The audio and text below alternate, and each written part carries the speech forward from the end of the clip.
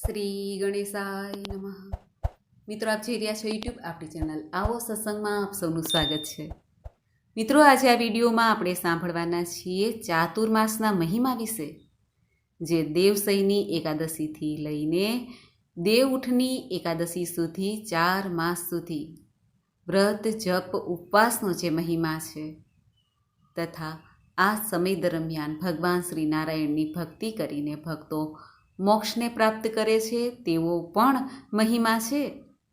તે ચાતુર્માસ તારીખ 6 જુલાઈ 2025થી લઈને તારીખ 1 નવેમ્બર 2025 સુધી ચાલશે, જેમાં અષાઢ માસના 15 દિવસ, શ્રાવણ, ભાદરવો, આસો અને કારતક માસના 15 દિવસ, આ રીતે 4 માસ થાય છે. આ વિડીયોમાં આપણે ચાતુર્માસના મહિમા વિશે જાણીશું અને શું નિયમ લેવાય છે, શું મહત્વ છે, શું કરવું શું ન કરવું તે પણ જાણીશું. જો આપને આ વિડીયો પસંદ આવે તો લાઈક કરજો, શેર કરજો. આપ આ ચેનલ પહેલી વખત જોઈ રહ્યા છો તો સબસ્ક્રાઈબ કરી લેજો, જેથી આવનારના વિડીયોની માહિતી આપ સુધી તુરંત પહોંચી શકે. ધન્યવાદ. મંગલમ ભગવાન વિષ્ણુ મંગલમ ગરુડધ્વજ મંગલમ પુંડરીકાક્ષ મંગલાય તનોહરી. બોલો મંગલમય ભગવાન શ્રી લક્ષ્મીનારાયણ દેવની જય. મિત્રો, ચાતુર્માસ એટલે 4 માસ. આ 4 માસ દરમિયાન ભગવાન શ્રી નારાયણની ભક્તિ પૂજા કરવાથી ભક્તોને મનોવાંછિત ફળની પ્રાપ્તિ થાય છે. ધર્મ, અર્થ, કામ અને અંતે મોક્ષની પ્રાપ્તિ થાય છે. ચાતુર્માસ કે જે ચોમાસા દરમિયાન આ 4 માસ આવે છે. વર્ષ દરમિયાન 12 માસ હોય છે. તેમાં 4 માસ શિયાળામાં, 4 માસ ઉનાળામાં અને 4 માસ ચોમાસાના આવે. તે ચોમાસા દરમિયાન ભગવાન શ્રી નારાયણ જે શયન કરે છે, યોગ નિંદ્રામાં પોઢે છે, આરામ કરે છે, આપણે એમ કહીએ, ત્યારે ભગવાન મહાદેવ આ ધરતીલોક જ નહીં, આખી સૃષ્ટિનો કાર્યભાર ચલાવે છે એવું શાસ્ત્રમાં કહેવાનું છે. આ દરમિયાન ભક્તો વ્રત ઉપવાસ કરે છે, ભગવાન નારાયણની ભક્તિ કરે છે, પરંતુ ચાતુર્માસ દરમિયાન માંગલિક કાર્યો રોકવામાં આવે છે, વર્જિત મનાય છે. કારણ કે આ 4 માસની અવધિ જે છે તે સંયમ અને ધર્મ તરફ લઈ જાય છે. 4 માસ આધ્યાત્મિક ઉન્નતિ માટે, આત્મશુદ્ધિ માટે આ સમય ઉત્તમ છે. વ્રત અને ધાર્મિક અનુષ્ઠાન કરવા માટે ઉત્તમ છે, પુણ્ય પ્રાપ્ત થાય છે. આ 4 માસ દરમિયાન જે ભક્તો વ્રત ઉપવાસ કરે કે ન કરે, સંકલ્પ કરે કે ન કરે, પરંતુ પ્રભુની પૂજા ભક્તિ અવશ્ય કરે છે. સવારે વહેલા ઉઠીને સ્નાનાદિથી પરવારીને ભગવાન સૂર્યનારાયણ દેવને પ્રણામ કરાય છે, અર્ધ્ય અપાય છે. ભગવાન વિષ્ણુ અને માતા લક્ષ્મીજીની વિધિપૂર્વક પૂજા થાય છે. જોકે આપણે આપણા ઈષ્ટ દેવતાની પણ પૂજા સાથે કરવી. નિયમિત રૂપથી મંત્ર જાપ છે, સત્સંગ કરાય છે, સાત્વિક ભોજન કરાય છે, તામસિક પદાર્થનો ત્યાગ કરાય છે, બ્રહ્મચર્ય તથા સંયમનું પાલન કરવું જોઈએ. જરૂરિયાતમંદને દાન પુણ્ય કરવું જોઈએ. અન્નદાન છે, વસ્ત્રદાન છે, દીપદાન છે, છાયાદાન છે આદિ. જેટલું થઈ શકે તેટલું મૌન પણ રહેવાની કોશિશ કરવી જોઈએ. દાન પુણ્ય, યજ્ઞ તર્પણ જેવા ધાર્મિક કાર્ય કરવા શુભ મનાય છે. આ 4 માસ દરમિયાન વિવાહ, ગૃહપ્રવેશ, મુંડન તથા અન્ય માંગલિક સંસ્કાર કરવા હિતાવહ નથી. કારણ કે અત્યારે ગ્રહો પણ એ જ પરિસ્થિતિમાં આવે છે, માટે શુભ પ્રભાવ રહેતો નથી. એટલા માટે માંગલિક કાર્ય થતા નથી. આ 4 માસ દરમિયાન ખોટું બોલવું નહીં, કોઈની નિંદા કુથલી કરવી નહીં. અને આ ઉપરાંત જે આપણે પલંગ કે ખાટલા ઉપર પથારી પાથરીએ છીએ એવું પણ ઘણા ભક્તો નથી કરતા અને જમીન પર સૂવે છે. ક્રોધ, અહંકાર આદિ નકારાત્મક પ્રભાવથી બચવું જોઈએ. ચાતુર્માસ દરમિયાન ભગવાન વિષ્ણુ યોગ નિંદ્રામાં પોઢે છે, એટલા માટે 4 માસ દરમિયાન ભગવાન વિષ્ણુની અનુપસ્થિતિમાં રુદ્રદેવ ધરતીનું સંચાલન કરે છે, દેખભાલ કરે છે. આ સમય દરમિયાન ભગવાન મહાદેવની જવાબદારી આવે છે.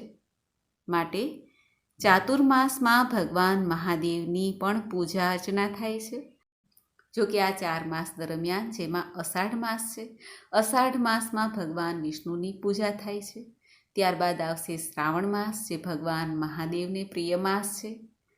ત્યારબાદ આવશે ભાદરવો માસ, જે પિતૃમાસ કહેવાય છે. પિતૃઓનું શ્રાદ્ધ, તર્પણ, પિંડદાન આદિ કરાય છે.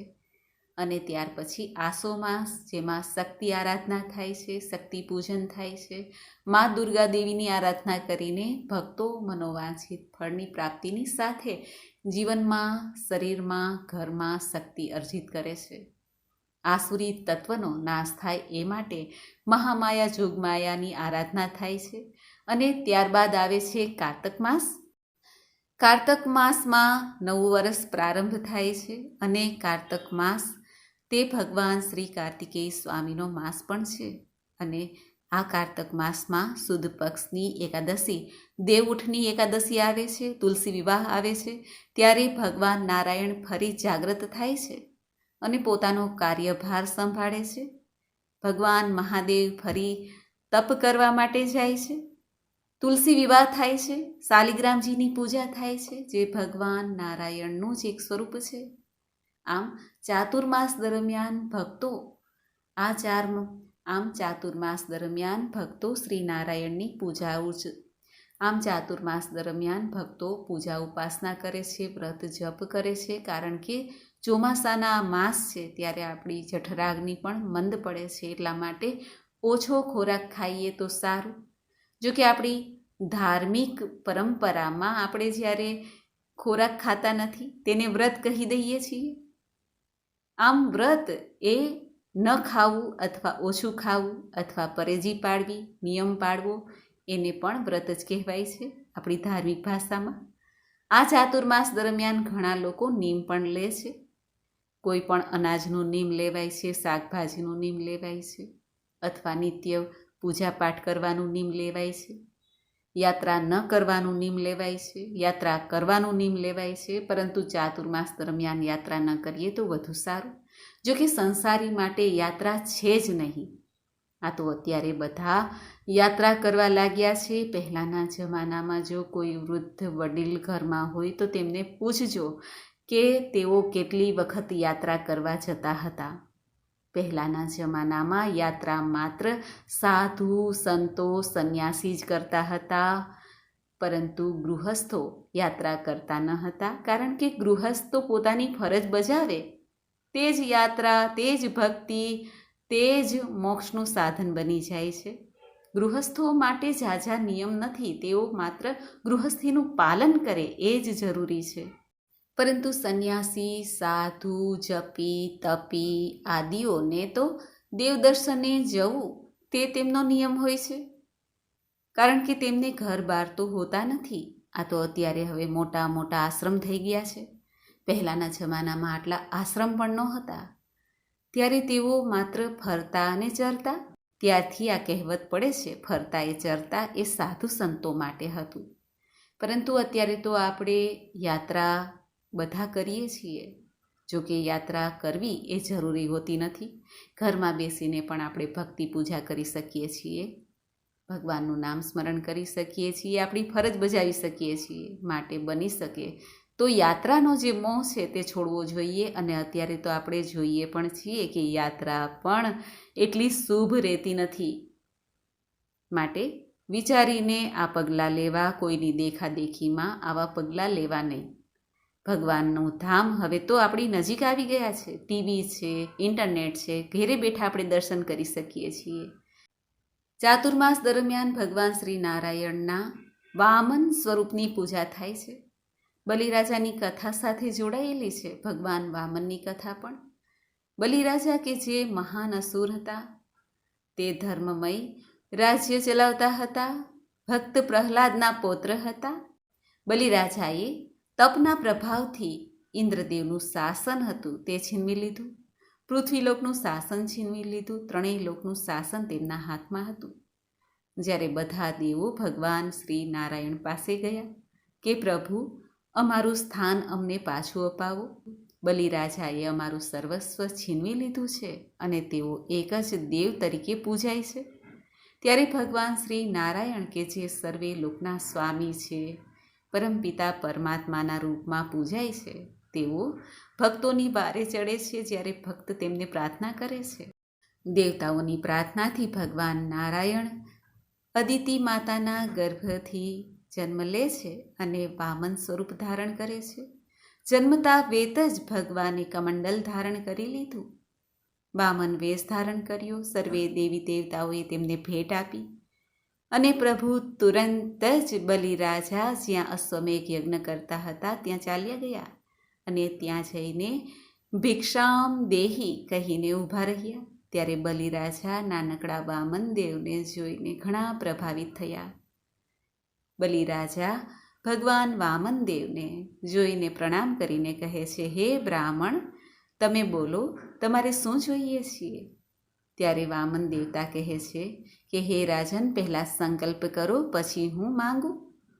ત્યારે બલિરાજા સંકલ્પ કરવા જાય છે, પરંતુ શુક્રાચાર્ય જેમની દિવ્ય દ્રષ્ટિ છે તેઓ ભગવાનને ઓળખી જાય છે કે આ તો સાક્ષાત નારાયણ છે, દેવતાઓનું કાર્ય કરવા માટે આવ્યા છે.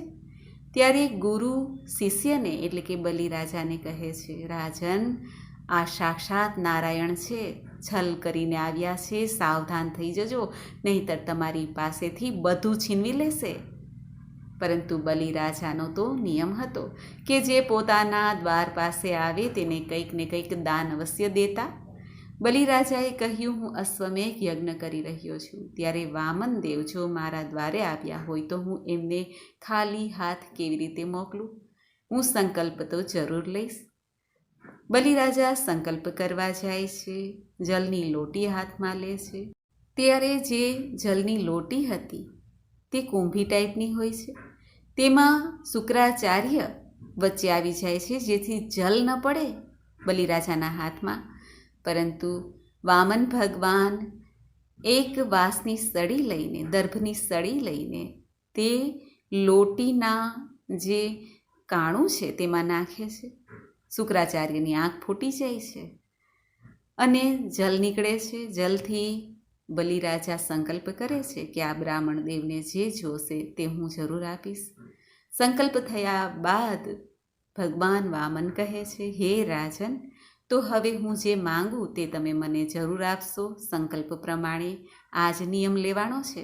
રાજા બલિ કહે છે, હા પ્રભુ, બોલો, તમારે શું જોઈએ છે? ત્યારે ભગવાન વામન અચાનકથી જ વિશાળ રૂપ ધારણ કરે છે. જેમ ગીતાજીમાં ભગવાનનું વિશ્વરૂપ દર્શન અર્જુને કર્યું હતું, એ જ રીતે બલિરાજાએ પણ ભગવાન વામનનું વિશાળ રૂપનું દર્શન કર્યું. ભગવાન વામને પહેલા પગમાં ધરતીલોક, બીજા પગમાં સ્વર્ગલોક અને ત્રીજો પગ જ્યારે માંડવો હતો ત્યારે પ્રભુએ પૂછ્યું બલિરાજાને કે બોલ રાજા બલિ, ત્રીજો પગ ક્યાં મૂકું? ત્યારે બલિરાજા કહે છે, હે પ્રભુ, મારા મસ્તક ઉપર આપ ત્રીજો પગ ધારણ કરો અને હું મારું વચન નિભાવું, આપ દાન લ્યો. ત્યારે ભગવાને ત્રીજો પગ બલિરાજાના મસ્તક ઉપર મૂક્યો. બલિરાજાના મસ્તક ઉપર પગ મૂકતાની સાથે જ રાજા બલિ સીધા જ પાતાળમાં ગયા અને ભગવાન પણ પાતાળમાં રહેલા બલિરાજાને દર્શન આપીને કહે છે, હે રાજન, હવે તમારી પાસેથી મેં બધું જ લઈ લીધું છે દાનમાં. ત્યારે બલિરાજા હસીને કહે છે, હે પ્રભુ, આ બધું આપનું જ છે, મારું ક્યાં હતું કાંઈ, તો તમે મારી પાસેથી લીધું? તમે તો તમારું જ તમે પાછું લીધું છે. બલિરાજાના આ વચનથી ભગવાન ઘણા પ્રસન્ન થયા. ત્યારે બલિરાજાને પ્રભુ કહે છે કે હે રાજન, સાંભળ, આજથી પાતાળ લોકના રાજા તમે હશો. પૃથ્વીલોકમાં તમારો યશ ફેલાશે અને બધા દેવી દેવતા તમારું સન્માન કરશે અને હું સ્વયં પણ આ 4 માસ સુધી તમારા દ્વારે ઊભો રહીશ. રાજા બલિ ઘણા પ્રસન્ન થયા.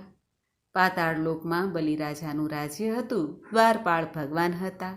આથી વિશેષ શું જોઈએ? બલિરાજાના રાજ્યમાં તો ધામે ધૂમેથી બધા ઉત્સવ મનાવે, આનંદ કિલોલ કરે. એક બાજુ ઇન્દ્રને પોતાનું રાજ્ય મળ્યું, પૃથ્વીલોકમાં પણ સર્વે કુશળ મંગળ હતું. પરંતુ ભગવાન તો બલિરાજા પાસે હતા.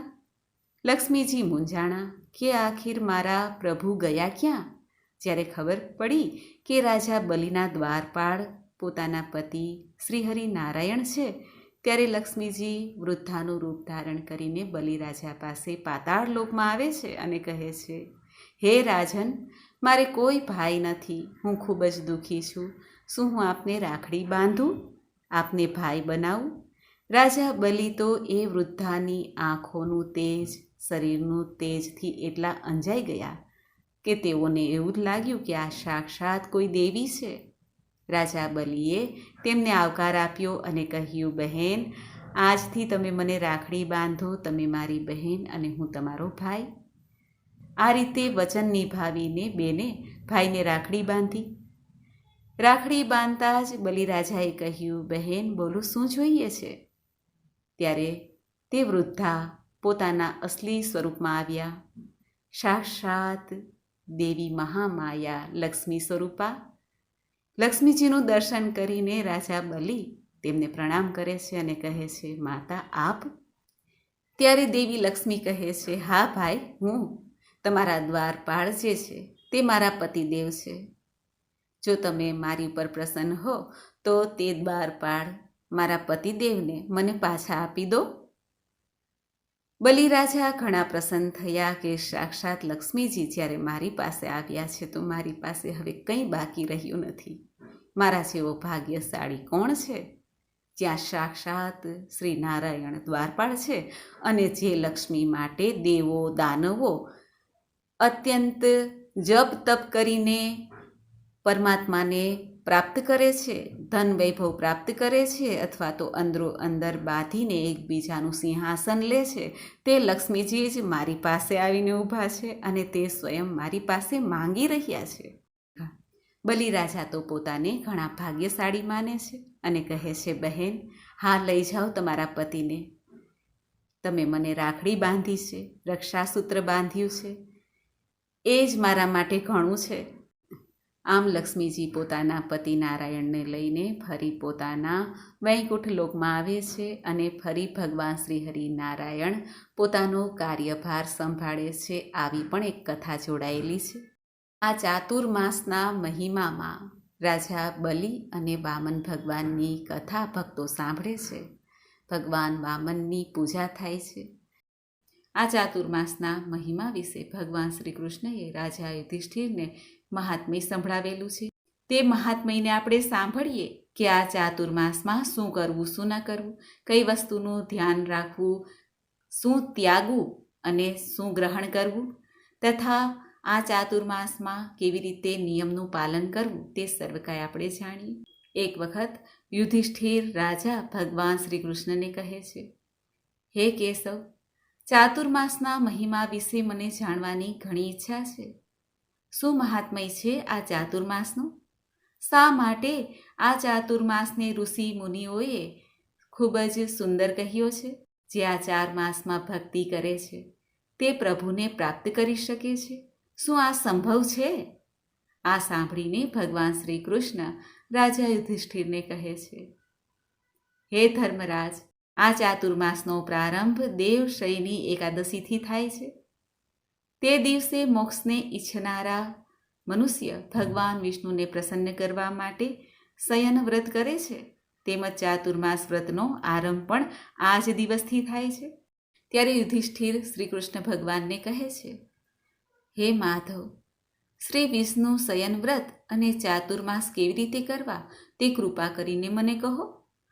ત્યારે ભગવાન શ્રી કૃષ્ણ કહે છે, હે રાજન, વિષ્ણુ શયન વ્રત અને ચાતુર્માસમાં જે વ્રતો કરવાના કહેલા છે તે સઘળા હું તમને કહી સંભળાવું છું, તે તમે ધ્યાનથી સાંભળો. કર્ક સંક્રાંતિમાં અષાઢ સુધી એકાદશીને દિવસે જગતના નાથ નારાયણને પોઢાવવા અને તુલા રાશિના સૂર્ય એટલે કે કાર્તિક સુધી એકાદશીના દિવસે ઉઠાડવા. અષાઢ માસના સુદ પક્ષની એકાદશીના દિવસે ઉપવાસ કરીને ચાતુર્માસ વ્રતનો નિયમ લેવો જોઈએ. સફેદ વસ્ત્રથી ઢાંકેલા અને ઓશિકા સહિત સફેદ પલંગ ઉપર સુંદર ભગવાન શ્રી હરિ વિષ્ણુની મૂર્તિ કે જેના હાથમાં શંખ, ચક્ર, ગદા, પદ્મ ધારણ કરેલા છે પીતાંબર પહેરેલું છે તેની સ્થાપના કરવી જોઈએ. ઇતિહાસ, પુરાણ તથા વેદ જાણનાર ઉત્તમ બ્રાહ્મણની પાસે દૂધ, દહીં, ઘી, મધ, સાકર અને જળથી સ્નાન કરાવી સુગંધી ચંદન ચડાવીને ધૂપ દીપ કરવા અને કહેવું, હે વિષ્ણુ, આપ જગતના નાથ છો, શયન કરશો એટલે ચરાચર જગત શયન કરશે, અને આપ જાગશો ત્યારે ચરાચર જગત જાગશે. એમ પ્રાર્થના કરીને પ્રતિમાની ચંદનને પુષ્પો વડે પૂજા કરવી. પછી ભગવાન વિષ્ણુની પ્રતિમા પાસે હાથ જોડીને કહેવું, હે પ્રભુ, વર્ષા ઋતુના 4 માસ પછી આપ નારાયણ જાગશો ત્યાં સુધી હું પવિત્ર નિયમોને લઈશ. તેમાં આવનારા વિઘ્નો દૂર કરો. ભગવાન શ્રી કૃષ્ણ રાજા યુધિષ્ઠિરને કહે છે, આ રીતે દેવશયની એકાદશીથી લઈને જે સ્ત્રી કે પુરુષો મારી ભક્તિમાં પરાયણ હોય તેણે નમ્રતાથી ચિત્ત શુદ્ધ રાખીને ધર્મ માટે નિયમ લેવા. વિષ્ણુ ભગવાનના વ્રતનો આરંભ કરવાના 5 દિવસો કહ્યા છે, જેમાં એકાદશી, દ્વાદશી, પૂર્ણિમા, અષ્ટમી અને કર્ક સંક્રાંતિ. આ 5 દિવસોમાંથી હર કોઈ દિવસે વિધિથી વ્રતનો આરંભ કરવો, અથવા કોઈ પણ દિવસે ચાતુર્માસનો નિયમ કાર્તિક સુધી દ્વાદશીના દિવસે સમાપ્ત થાય છે. જ્યારથી ચાતુર્માસ આરંભ થાય છે, જે કોઈએ સંકલ્પ કર્યો છે કોઈ પણ નિયમનો, તે દેવ ઉઠી એકાદશી આવે તેના બીજા દિવસે જ્યારે આપણે એકાદશીના પારણા કરીએ છીએ ત્યારે ચાતુર્માસ સમાપ્ત થાય છે.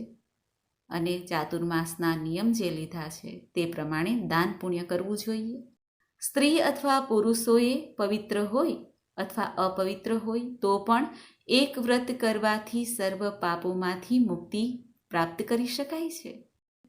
જે મનુષ્ય જે નિયમ લે છે અને તેના જે ફળ થાય છે તે જુદા જુદા ફળોને પણ હું કહું છું. આમ કહીને ભગવાન શ્રી કૃષ્ણ યુધિષ્ઠિર રાજાને કહે છે, હે રાજન, જે મનુષ્ય 4 માસ સુધી હંમેશા દેવ મંદિરમાં વાળે છે, સફાઈ કરે છે, જળ છાંટે છે, છાણથી લીપે છે અથવા રંગોળી પૂરે છે, તેમાં આલસ્ય રાખતો નથી, તે 4 માસ પૂરા થાય ત્યારે યથાશક્તિ બ્રાહ્મણને જમાડે છે, તે 7 જન્મ સુધી ઉત્તમ બ્રાહ્મણ થાય છે ને સત્યમાં તથા ધર્મમાં પરાયણ રહે છે. તે મનુષ્ય 4 માસ સુધી દૂધ, દહીં, ઘી, મધ અને સાકર વડે વિધિથી નારાયણને સ્નાન કરાવે છે. તે સારૂપ્ય મુક્તિને પ્રાપ્ત થઈને અક્ષય સુખ ભોગવે છે. જે રાજા ભગવાન વિષ્ણુના ઉદ્દેશ્યથી યથાશક્તિ પૃથ્વી, સોનું, ફળ, દક્ષિણા બ્રાહ્મણને આપે છે તે અક્ષય લોકને પામે છે.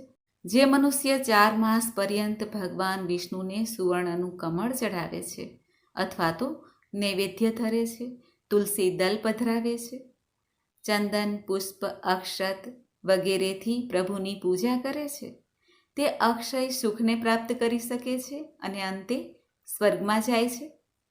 જે મનુષ્ય 4 માસ પર્યંત તુલસી વડે ભગવાન શ્રી હરિનું પૂજન કરે છે, વ્રતની સમાપ્તિ વખતે સોનાની તુલસી દાનમાં આપે છે બ્રાહ્મણને અથવા મંદિરમાં જઈને, તે સોનાના વિમાનમાં બેસીને વૈકુંઠમાં જાય છે.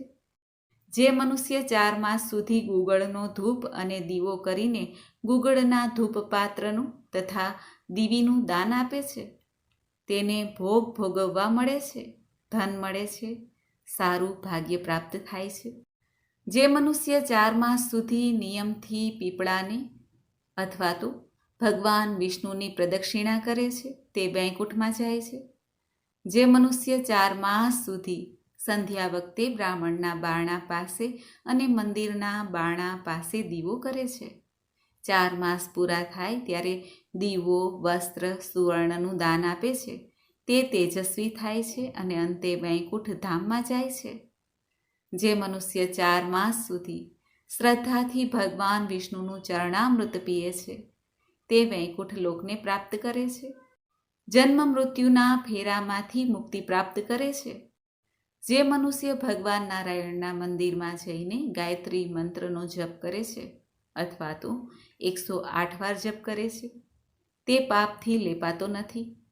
જે મનુષ્ય 4 માસ સુધી પુરાણ અથવા ધર્મશાસ્ત્ર સાંભળે છે, 4 માસ પૂરા થાય ત્યારે વસ્ત્ર સહિત તથા સુવર્ણ સહિત તે પુસ્તકનું દાન કરે છે, તે પુણ્યવાન, ધનવાન, સમૃદ્ધિવાન, સત્ય અને પવિત્રતામાં પરાયણ, જ્ઞાનવાળા, ઘણા શિષ્યોવાળા, સારા ધાર્મિક થઈને જગતમાં પ્રસિદ્ધ થાય છે.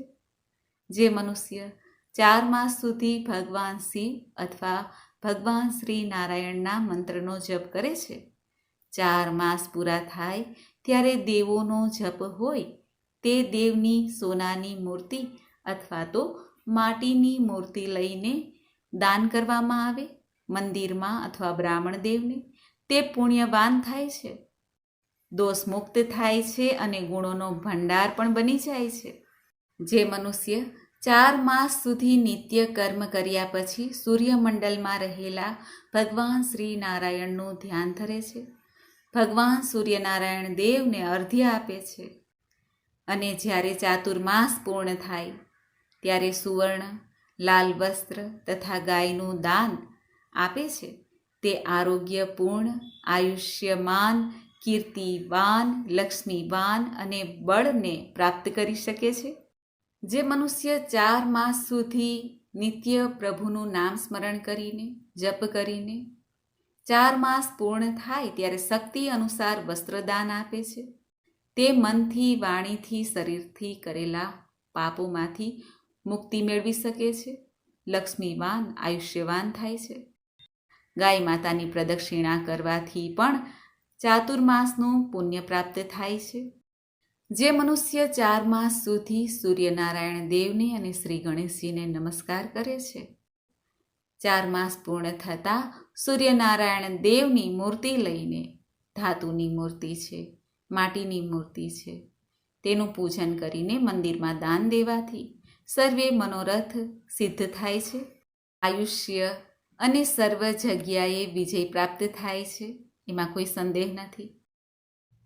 જે મનુષ્ય 4 માસ સુધી હંમેશા ભગવાન શિવને પ્રસન્ન કરવા માટે યથાશક્તિ ભક્તિપૂર્વક રૂપું અથવા ત્રાંબુ દાનમાં આપે છે, 4 માસ સમાપ્ત થાય ત્યારે રૂપાના દાનનો નિયમ હોય તે મધથી ભરેલું રૂપાનું પાત્ર અને તાંબાના દાનનો નિયમ હોય તો ગોળથી ભરેલું તાંબાનું પાત્ર દાન આપે છે, તેને શિવ ભક્ત સંતાન પ્રાપ્ત થાય છે.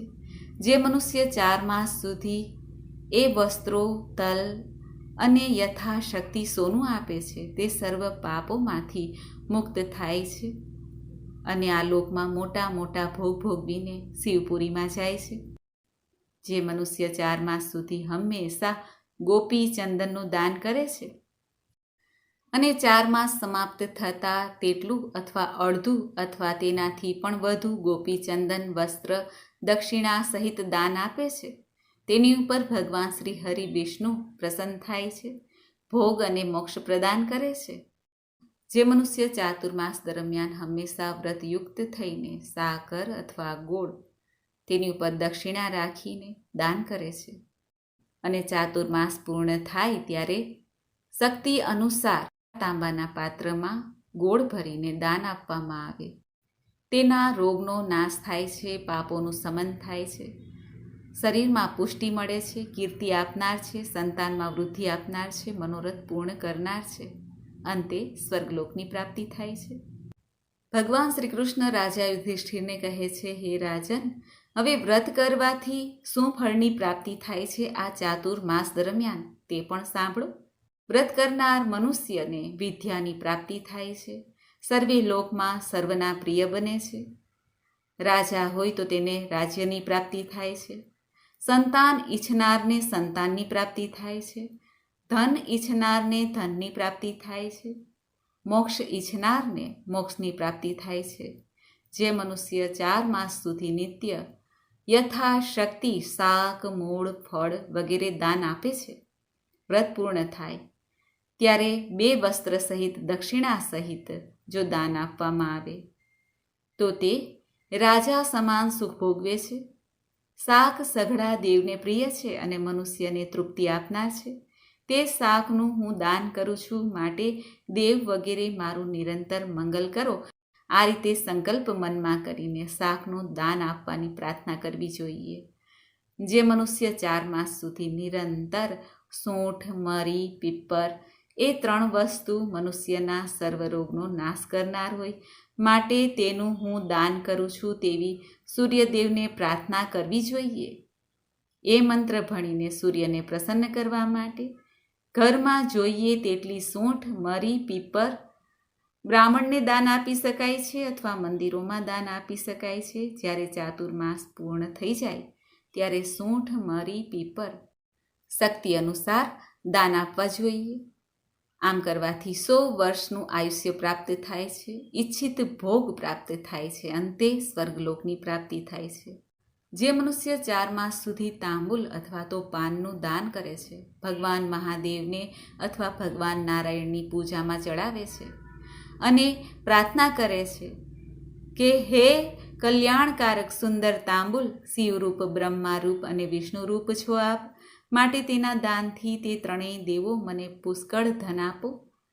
આ મંત્ર ભણીને જે પણ સ્ત્રી પુરુષ છે તે 4 માસ સુધી હંમેશા લક્ષ્મીજીના અથવા પાર્વતીજીના ઉદ્દેશ્યથી આ તાંબુલને ભગવાનને સમર્પિત કરે છે અને અંતે જ્યારે 4 માસ પૂર્ણ થાય ત્યારે મંદિરમાં અથવા બ્રાહ્મણ દેવને દાન કરે છે.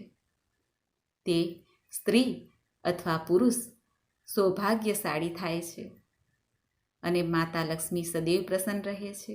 અક્ષય પુણ્યની પ્રાપ્તિ થાય છે. ધન, ધાન્ય અને સંતાનમાં વૃદ્ધિ થાય છે. દેવોના લોકમાં પૂજાય છે.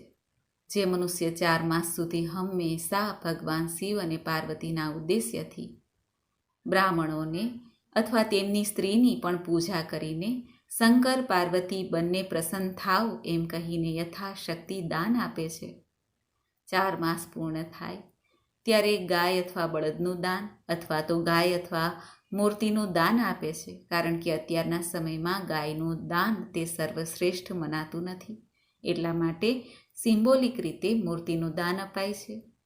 તે દાન આપી અને પ્રાર્થના કરવી જોઈએ કે ઈશ્વર મારી ઉપર પ્રસન્ન થાય. આમ કરવાથી અક્ષય સંપત્તિ, કીર્તિની પ્રાપ્તિ થાય છે.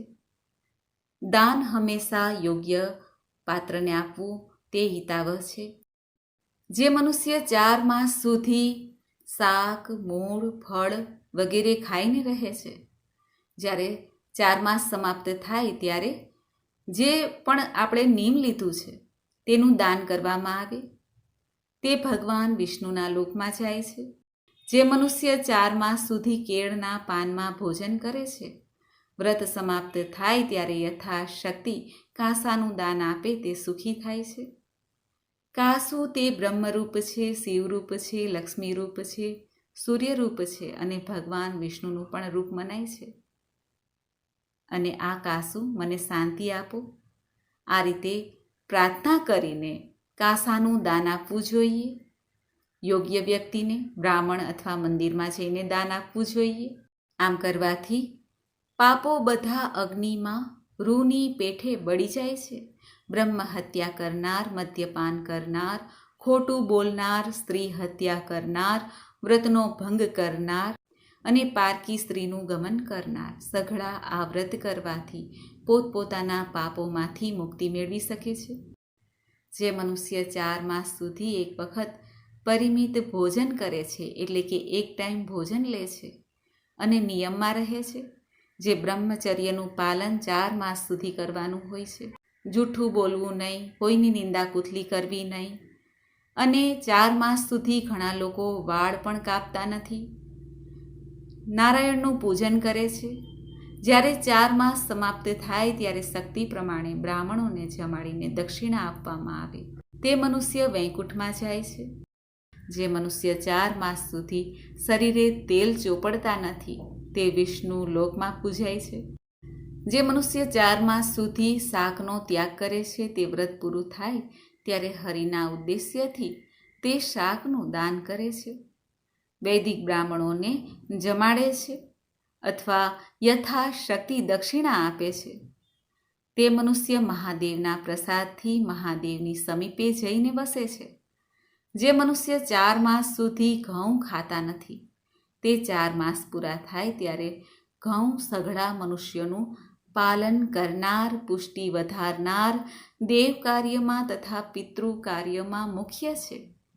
તે ઘઉં મને લક્ષ્મી અર્પણ કરે એમ કહીને ઘઉંનું યોગ્ય પાત્રને દાન કરવામાં આવે તે અશ્વમેઘ યજ્ઞનું પુણ્ય પ્રાપ્ત કરી શકે છે. જે મનુષ્ય અષાઢ માસથી લઈને 4 માસ સુધી રીંગણા, કારેલા, દૂધી, પંડોળા અને બીજા પણ જે ફળ પોતાને પ્રિય હોય તે ફળનો ત્યાગ કરે છે, 4 માસ પૂરા થાય ત્યારે તે ત્યાગ કરેલા ફળોનું દાન કરવામાં આવે છે. મારી ઉપર દેવ પ્રસન્ન થાય એવી પ્રાર્થના કરવામાં આવે છે. દક્ષિણા આપવામાં આવે છે. તેનું આયુષ્ય વધે છે, આરોગ્ય પ્રાપ્ત થાય છે, પુત્ર પૌત્રાદિમાં વૃદ્ધિ થાય છે, સુંદર રૂપ દેખાવ મળે છે, અક્ષય વંશ ચાલે છે, કીર્તિ ફેલાય છે, અંતે સ્વર્ગમાં પૂજાય છે. 4 આશ્રમીઓએ શ્રાવણ માસમાં અવશ્ય શાકનો ત્યાગ કરવો, ભાદરવા માસમાં દહીંનો ત્યાગ કરવો, આસો માસમાં દૂધનો ત્યાગ અને કાર્તિક માસમાં દાળનો ત્યાગ અવશ્ય કરવો. એવી રીતે એ 4 ચીજોના 4 માસમાં ક્રમે કરીને અવશ્ય ત્યાગ કરવો જોઈએ. કોળું, ચોળા, મૂળા, ગાજર, કરમદા અને શેરડી એટલી વસ્તુઓ ચોમાસાના 4 માસમાં ત્યજવા યોગ્ય છે. તેમજ મસૂરની દાળ છે, ઘણા બીજવાળા ફળો, રીંગણાનો પણ ત્યાગ કરવો જોઈએ. 4 માસ સુધી આ બધી વસ્તુનો ત્યાગ અવશ્ય કરવો જોઈએ. અને વિદ્વાનોએ એ પણ કહ્યું છે કે બોર, આંબળા, દૂધી અને આંબલીનો પણ ત્યાગ કરવો જોઈએ. જે સ્ત્રીઓ માસિક ધર્મમાં થાય છે તેઓ પણ પોતાની અલગ વ્યવસ્થા કરે, હરિસ્મરણ કરતા રહે, કોઈને અડકવું નહીં, પ્રભુમાં મન પોરવીને વ્રત ઉપવાસ અવશ્ય થાય પરંતુ પૂજા ન થાય. માસિક ધર્મ તે કોઈ દોષ નથી, પરંતુ માસિક ધર્મ દરમિયાન સ્ત્રીની શક્તિ ક્ષીણ થાય છે, એટલા માટે તેને આરામ કરવાની આવશ્યકતા રહે છે. એટલા માટે આ ચાતુર્માસ દરમિયાન આવી સ્ત્રીઓએ બહાર ન જવું જોઈએ. ગર્ભવતી મહિલાઓ છે, વૃદ્ધો છે, બાળકો છે, તેઓ પણ ચાતુર્માસ કરી શકે છે જો નિયમ લેવા યોગ્ય હોય તો. ચાતુર્માસમાં સરગવાની શીંગોનો પણ ત્યાગ કરાય છે. તરબૂચ છે, બીલું છે, ઉમરાનું ફળ છે, દાઝેલું અનાજ છે, તેનો પણ ત્યાગ કરવો. વાસી અનાજનો પણ ત્યાગ કરવો જોઈએ. જે તીખા, કડવા, ખાટા, મીઠા, તુરા, ખારા એ 6 રસનો ત્યાગ કરે છે તેના શરીરમાં કોઈ વખતે બગાડ થતો નથી. લસણ, ડુંગળી આદિનો ત્યાગ કરવાથી, દહીંનો, દૂધનો ત્યાગ કરવાથી ગોલોકમાં જવાય છે. હાંડલામાં રાંધેલા અનાજનો ત્યાગ કરવાથી સ્વર્ગમાં જવાય છે. એકાંતરા ઉપવાસ કરવાથી બ્રહ્મલોકમાં જવાય છે. એકાંતમાં રહીને શાંતિથી ભગવાન શ્રી હરિનું મનમાં, હૃદયમાં ધ્યાન કરીને, જપ કરીને, સાંસારિક કાર્યને પાર પાડીને જે મનુષ્ય આ 4 માસ દરમિયાન સંયમથી જીવે છે તેની ઉપર પ્રભુ સદૈવ પ્રસન્ન રહે છે.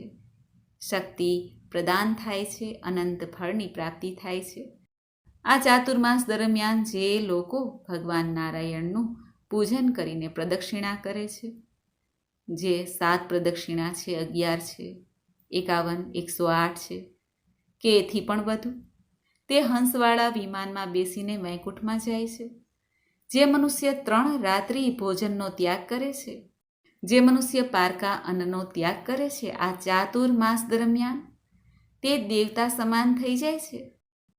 ચાંદ્રાયણ વ્રત અર્થાત આખા માસમાં 15 દિવસનો ગેપ રાખવાનો હોય છે.